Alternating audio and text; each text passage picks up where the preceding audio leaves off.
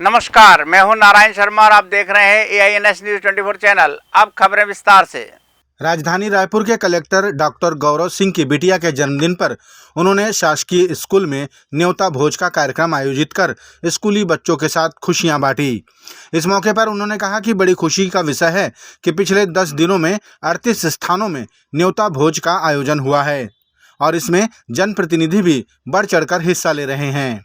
लोग पिछले 17-18 तारीख से पूरे प्रदेश में ऐसे कार्यक्रम हो रहे हैं। मुझे खुशी हो रही है बताते हुए कि पिछले 10 दिनों में 38 जगहों पर पूरे ज़िले में ऐसा न्योता भोज का कार्यक्रम हुआ है। अधिकारी ही नहीं, हमारे माननीय जनप्रतिनिधि, समाज के सभी वर्गों के लोग बढ़ चढ़कर अपने जीवन की जो विशेष तिथि है किसी न किसी विद्यालय में इन बच्चों के साथ मना रहे हैं। न्योता भोज में विशेष रूप से उपस्थित रायपुर के वरिष्ठ पुलिस अधीक्षक संतोष सिंह ने कहा कि ये पहल बेहद ही सराहनीय है। इससे बच्चों को खुशी मिलती है और वे मोटिवेट भी होते हैं। बच्चों के बीच आज कलेक्टर साहब की बेटी का बर्थडे होने के उपलक्ष्य में ये न्योता भोज का आयोजन किया गया है और इस तरह के आयोजन सभी लोगों को करना चाहिए। बच्चों के बीच अगर आप इम्पोर्टेंट दिन जाके बिताते हैं, उनके साथ भोजन करते हैं, निश्चित रूप से बच्चों को तो फ़ायदा होगा, वो भी मोटिवेट होंगे और सरकार की इस महत्वाकांक्षी योजना बच्चों के साथ और स्कूल के साथ कनेक्ट होने का बहुत ही अच्छा प्रयास है और सभी अधिकारियों को, सभी गणमान्य नागरिकों ये कार्य जरूर करना चाहिए। केंद्र सरकार द्वारा छत्तीसगढ़ सरकार को 4,842 करोड़ रुपए कर हस्तांतरण के रूप में प्रदान किए गए। इसे लेकर मुख्यमंत्री विष्णुदेव साय ने केंद्र सरकार का धन्यवाद ज्ञापित किया। मुख्यमंत्री ने यह भी कहा कि इस राशि का उपयोग छत्तीसगढ़ के विकास के लिए किया जाएगा। मुख्यमंत्री ने ये बातें दिल्ली से लौटने के बाद मीडिया के समक्ष कहीं। हाँ, डबल इंजन की सरकार है और छत्तीसगढ़ का सौभाग्य है कि 4,842 करोड़ कर हस्तांतरण के रूप में मिला है और इसका उपयोग छत्तीसगढ़ के विकास में होगा और छत्तीसगढ़ की जनता की तरफ से भारत सरकार का, हमारे यशस्वी प्रधानमंत्री जी का और वित्त मंत्री का बहुत बहुत साधुवाद, धन्यवाद। रायपुर दुर्ग हाईवे पर खारून नदी के पास बने कुम्हारी टोल प्लाजा का अनुबंध समाप्त होने के बावजूद आने जाने वाले वाहनों से पैसों की वसूली की जा रही है, जिसके विरोध में कांग्रेसियों ने प्रदर्शन कर ज्ञापन दिया और कहा कि जब तक कुम्हारी टोल प्लाजा में ये अवैध वसूली बंद नहीं की जाती तब तक कांग्रेस पार्टी द्वारा लगातार चरणबद्ध आंदोलन किया जाएगा। छत्तीसगढ़ में रहने वाले लोग, कोई बस से यात्रा करने वाले लोग हैं, बस में जाते हैं तो भी उनको उतना पैसा देना पड़ता है और कार में एक परिवार के लोग भी बैठ कर जाएंगे तो उनसे भी पैसा वसूली करने का काम किया जाता है। और आजकल तो ऑटोमेटिक सिस्टम है, लोग कार्ड लगा के जाते हैं, पूछा भी नहीं जाता, उनसे पैसा वसूल लिया जाता है। तो अपने आप एक बड़ा नुकसान छत्तीसगढ़ में रहने वाले लोगों को हो रहा है। जो अवैध वसूली है उसको लेकर ज्ञापन हम लोगों ने दिया और मांग की है कि जल्द से जल्द उस टोल नाके को बंद किया जाए और उसके अवैध वसूली को बंद करने का काम किया जाए। इसको लेकर हम लोग यहाँ पर आए थे और अब चरणबद्ध तरीके से जब तक के टोल प्लाजा में वसूली बंद नहीं होगी तब तक कांग्रेस पार्टी उसको लेकर आंदोलन करेगी। धमतरी जिले के उड़ीसा और छत्तीसगढ़ की सीमा पर स्थित बोराई थाना द्वारा एक ट्रक और 2 आरोपियों को अवैध मादक पदार्थ गांजा के साथ गिरफ्तार किया गया। आरोपियों के पास से 221.313 किलोग्राम मादक पदार्थ गांजा बरामद किया गया, जिसकी अनुमानित कीमत 44,26,260 रुपये बताई जा रही है। क्षेत्र के डीएसपी भावेश शाह ने बताया कि आरोपियों के खिलाफ नारकोटिक्स एक्ट के तहत कार्रवाई की जा रही है। साथ ही परिवहन में प्रयुक्त वाहन को भी जब्त किया गया है। राजस्थान गाड़ी को चेकिंग के दौरान, राजस्थान पासिंग गाड़ी को चेकिंग के दौरान पकड़ा गया, जिसमें लगभग 221 किलो गांजा प्राप्त हुआ, जिसे 20 नारकोटिक्स एक्ट के तहत कार्रवाई की जा रही है। उसमें उसकी जो कुल कीमत है गांजे की, वो टोटल 44,26,000 कीमत का है। साथ ही साथ जो ट्रक को भी जब्त किया गया है, जिसकी कीमत जो है लगभग 25 लाख की है। टोटल 69,26,260 रुपये कीमती मसरूका को जब्त किया गया है। और आरोपी जो है ये अशोक शर्मा और जीवन गुर्जर, ये दोनों राजस्थान भिलवाड़ा से संबंधित हैं, जो उड़ीसा से गांजा ले जाकर राजस्थान की तरफ जा रहे थे। इनके खिलाफ कार्रवाई की जाकर विवेचना की जा रही है।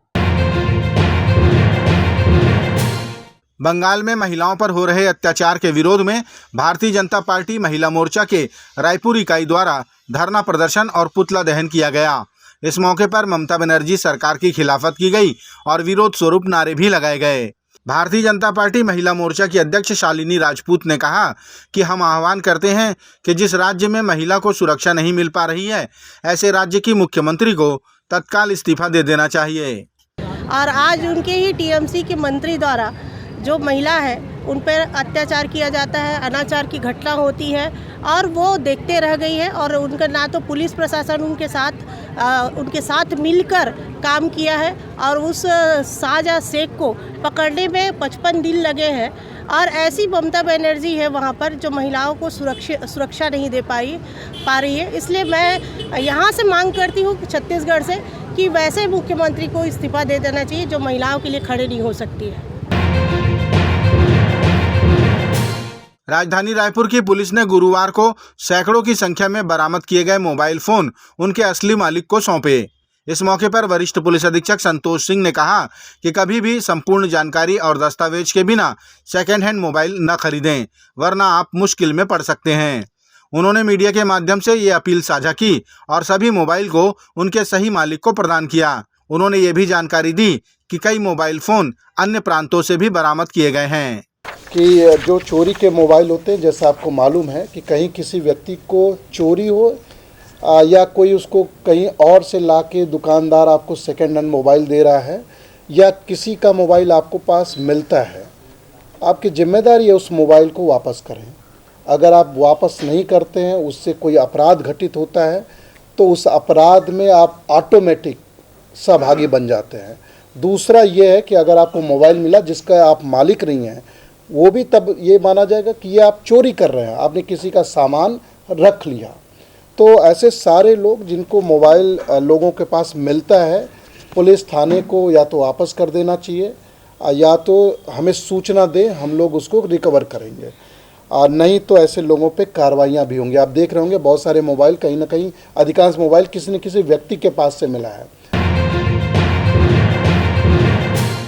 पिछले 20 वर्षों से भागवत कथा का वाचन कर रही महासमुंद की यामिनी साहू को डॉक्टर की उपाधि मिलने पर साहू समाज समेत भाजपा नेताओं ने भव्य स्वागत किया। गौरतलब है कि तमाम विरोध के बावजूद यामिनी ने सामाजिक, पर्यावरण और महिला सशक्तिकरण के क्षेत्र में कार्य किया है। उनके कामों को देखते हुए उन्हें इस उपाधि से सम्मानित किया गया। यामिनी साहू गायत्री परिवार से ताल्लुक़ रखती हैं और रामचंद्र परमहंस को मानने वाली हैं। महिला सशक्तिकरण के लिए और बाल निर्माण के लिए, तो इस तरह से अनेकों क्षेत्र में मैं लगभग 20 साल से स्वास्थ्य के क्षेत्र में, शिक्षा के क्षेत्र में कार्य कर रही थी और उन सभी के आकलन के आधार पर मुझे डॉक्टरेट की उपाधि इंटीग्रेटेड ग्लोबल यूनिवर्सिटी दिल्ली से मिली है। रायगढ़ जिले के तामनार मुख्यालय में स्थित ग्राम बजरमुड़ा में शारदा एनर्जी एवं मिनरल्स कोल लिमिटेड द्वारा क्षमता विस्तार के स्थापना को लेकर पर्यावरण स्वीकृति हेतु जन सुनवाई कराई गई। इस जन सुनवाई को बजरमुड़ा प्राथमिक शाला प्रांगण में आयोजित किया गया, जिसके कारण स्कूल में छुट्टी कर दी गई। शिक्षा अधिकारी के अनुसार घरघोड़ा एसडीएम द्वारा स्कूल में छुट्टी का आदेश दिया गया। जिंदल ग्रुप अब शिक्षा के क्षेत्र में भी कीर्तिमान स्थापित करने जा रहा है। रायगढ़ में प्रारंभ हुए ओपी जिंदल यूनिवर्सिटी का इंफॉर्मेशन सेंटर रायपुर में खोला गया, ताकि इंडस्ट्री के क्षेत्र में रुचि रखने वाले उत्कृष्ट छात्र छात्राएं ओपी यूनिवर्सिटी की तमाम जानकारी हासिल कर सकें। ओपी यूनिवर्सिटी के डॉक्टर आर.डी. पाटीदार ने जानकारी दी कि जो बच्चे आर्थिक अभाव के कारण यूनिवर्सिटी में दाखिला नहीं ले पाते हैं, उन्हें स्कॉलरशिप प्रदान कर बेहतर भविष्य के लिए तैयार किया जाएगा। हमारे चेयरमैन श्री नवीन जिंदल जी का सपना था कि वो बाबूजी के नाम पे, श्री ओम प्रकाश जिंदल जी के नाम पे एक वर्ल्ड क्लास यूनिवर्सिटी जिसका इंफ्रास्ट्रक्चर वर्ल्ड क्लास लेवल का हो, एक ऐसी यूनिवर्सिटी की स्थापना करना जिसमें बच्चों को हैंड्स ऑन ट्रेनिंग हो, बच्चों को इंडस्ट्री में जाने का मौका मिले और वो जैसे ही निकले उनको एक अच्छी नौकरी मिले और इंडस्ट्री की नीड के हिसाब से उनको तैयार करना, ऐसा करिकुलम, एक world class well qualified experience faculty हम लोग ला रहे हैं। और इस यूनिवर्सिटी का उद्देश्य है कि ज़्यादा से ज़्यादा वंचित परिवारों को जो मेरिट में आते हैं लेकिन फाइनेंशियली प्रॉब्लम की वजह से नहीं पढ़ पाते हैं, उनको स्कॉलरशिप प्रोवाइड करना और एक वर्ल्ड क्लास यूनिवर्सिटी खोल के उनको क्वालिटी एजुकेशन देना, ये हमारा प्रोजेक्ट है। कांकेर जिले के कोयलीबेड़ा थाना क्षेत्र में हुई नक्सली मुठभेड़ की जांच के लिए छत्तीसगढ़ कांग्रेस द्वारा गठित की गई जांच टीम घटनास्थल के लिए रवाना हो गई। कांग्रेस का दावा है कि तथाकथित मुठभेड़ फर्जी है और इसमें 3 ग्रामीणों की मौत हुई है। पूर्व विधायक शिशुपाल सोरी के नेतृत्व में 7 सदस्यीय जांच दल जल्द ही घटनास्थल की वस्तु स्थिति से अवगत होकर अपनी रिपोर्ट प्रदेश कांग्रेस कमेटी को सौंपेगी। ये थे आज के प्रमुख समाचार। आप देख रहे थे हमारा लोकप्रिय यूट्यूब चैनल AINS न्यूज़ 24। अब हमें इजाज़त दीजिए। कल तक रोजाना की ताज़ा खबरों के लिए आप देखते रहिए हमारा लोकप्रिय यूट्यूब चैनल। हमारे यूट्यूब चैनल को लाइक, सब्सक्राइब और बेल आइकन का बटन दबाना ना भूलें। नमस्कार।